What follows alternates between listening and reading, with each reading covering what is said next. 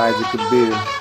Alrighty, and today we're going to be getting into another local issue that we have going on about crime and everything going on in and around the city of Muskegon and Muskegon Heights.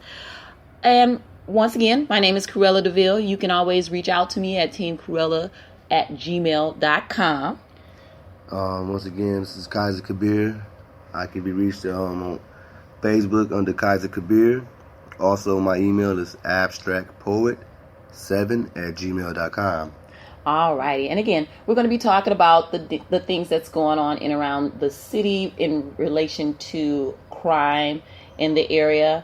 Now, we've had a lot of different shootings and things like that going on, a lot of deaths, and it's been a lot of other things that haven't been reported, theft and things like that. According to the statistics that were brought out a couple months back, though, I believe it was in February, it is stating that the crime for Muskegon Heights is going down. Did you get a chance to read up on that at all?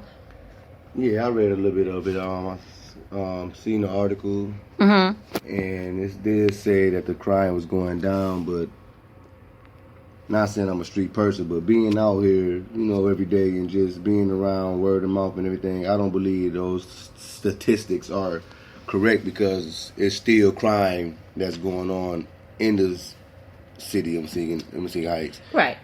And I believe it's sad because the victims are getting younger and younger and younger. Yeah.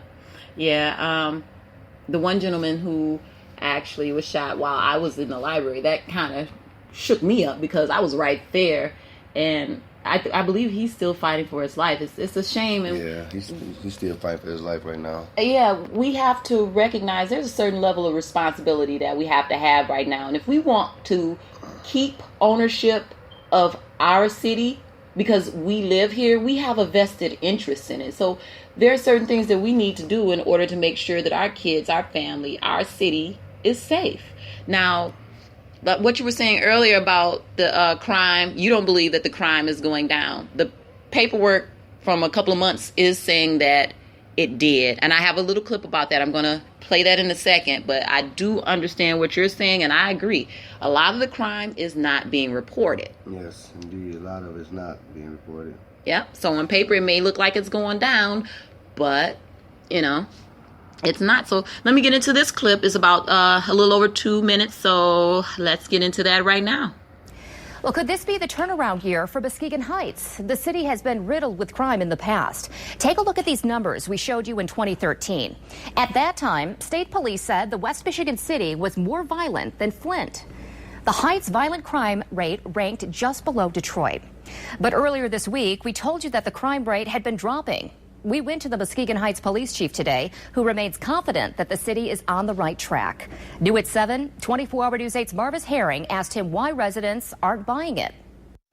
Some residents voiced concern earlier this week to me regarding crime, and I took those concerns to the chief of police today, who says if everyone just opens their eyes, they'll see there's a new normal in Muskegon Heights.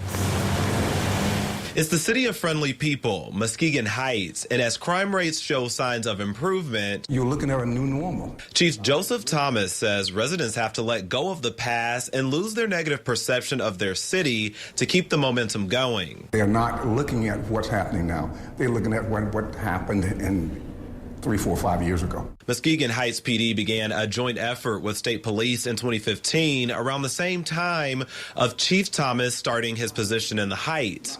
And he says that partnership is working well. Muskegon Heights crime is down, and we got special patrol programs in the Heights now. And we augmented that with the Michigan State Police. The chief confirms that overall crime fell about 20% between 2015 and 16 and says people living in the area may not be aware of the nearly 36% decline in property crimes. And I think that's a direct correlation between the police and the public. The public helped us do this. He told me armed robberies ticked up a bit, but most categories of crime stayed steady or fell. It's not business as usual. And I think that's what you're looking at. Sometimes, your body can be beat up so bad until you don't realize it's getting stronger and getting better. And Chief Thomas still sees room for improvement, but he says with the community's help, city leaders will make a lot of progress over the next 1 or 2 years. In Muskegon Heights, Marvis Herring, 24-Hour News. All righty. The new normal is what he called it. And he said that it was down by 21% too. Mm-hmm. What does the new normal mean for you? The new normal, what that means to me is, it's like the crime is becoming a new norm. It's as if it's acceptable. What are we as a people in the community going to do to try to stop this? What can we do to try to stop this? What can you teach your sons and your daughters as far as like being around certain people, certain groups of people or whatnot? You know what I mean? It's just, I believe the new norm is crazy because, like I stated earlier, these are babies out here killing babies and getting shot now. You know what I mean? It's not just like young adults.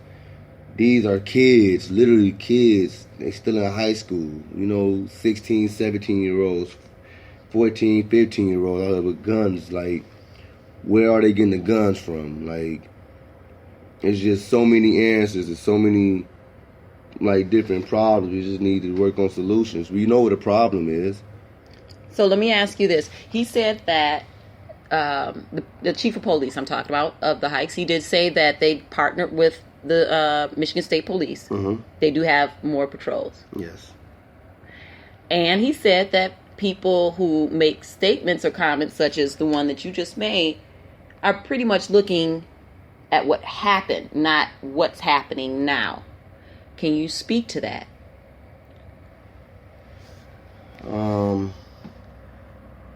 Yeah, he did say what happened and what's happening now and the same thing. People not feeling safe still. I can't sit here and let my kids go outside to play without thinking if somebody's going to start shooting, because now it's not like they're shooting at nights. There have been recently shootings in broad daylight in areas where kids and just regular citizens has just been out and about minding their business. Anybody could, and bullets don't have no name on them, you know what I mean? So until they can, I feel like the police force can make us feel safe, it's going to be the same. Yeah, I do feel like that was a ploy for them to actually use the media to kind of change the perception of the Heights. And that was a good Hail Mary pass, but we still know what's going on, you know? We still know what's going on inside of our city. We know, like you said, there are still shootings in broad daylight that they're not getting to in time or not at all. And quite frankly, I can't say that I've seen many patrolmen out like that. Why don't we have policemen that are on bicycles? The Heights is not that small. It's not that big. We can definitely do that. Get them out here and actually do the work instead of traffic stops. And I don't want to turn this into like a police bashing party, because I know some police officers, they are good men and women. However, when it comes to having a service like that, you are a servant to me. I'm paying your money. You're paid because of me. But then at the end of the day, they need the help from the community. Yes. All this, I ain't seen it to stop snitching, this and that, but at the same time, people know what's going on. You know what I mean? They know, people see, it's always somebody seeing something. It's somebody seeing something or heard something, you know what I mean?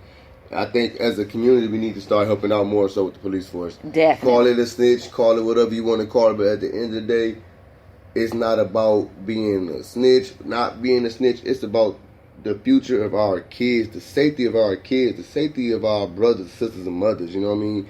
The safety of yourself. And what it takes, it's going to take us to reprogram our way of thinking, because if you own a home, you live here, you have a vested interest in this city. You should be willing to go to bat for your city, your house, your family. You know, I just feel like that's something that we need to get the ball rolling on. Once people have a different mindset, they'll be more willing to fight for their own. Yeah, exactly, because a lot of these crimes are going unsolved because there's a lack of help and witnesses or whatever from the community. Right. So, like I said, it's not trying to bash out the police. I believe they can do a little extra more work and trying to, you know what I'm saying, put a little more effort into their investigating some of these crimes. But at the end of the day, if they doing what they supposed to do, you know, get to a crime scene, okay, ask people what's going on, then you got 10, 15 people that have seen something but don't want to say nothing because of fear of their life or whatever the case may be, or don't want to have that label as being a snitch or a rat, then how do you expect them to do their job and for them to make us feel safe in our own backyards? Like, it doesn't make sense. That's right. That's right. And we are going to go ahead and wrap this up. Did you have any final thoughts of anything else you want to add? We're not gonna get nowhere if we keep on turning our backs against each other. That's all I can think about and say. And ignoring what's right in front of our eyes. All right. So, yeah. And that'll do it for us this time as well. My name is Cruella DeVille. Again, you can reach out to me at teamcruella@gmail.com. And I'm Kaiser Kabir, also on Facebook as Kaiser Kabir. I can be reached at abstractpoet7@gmail.com. all righty, you Peace. guys. Thank you so much. It's been a pleasure.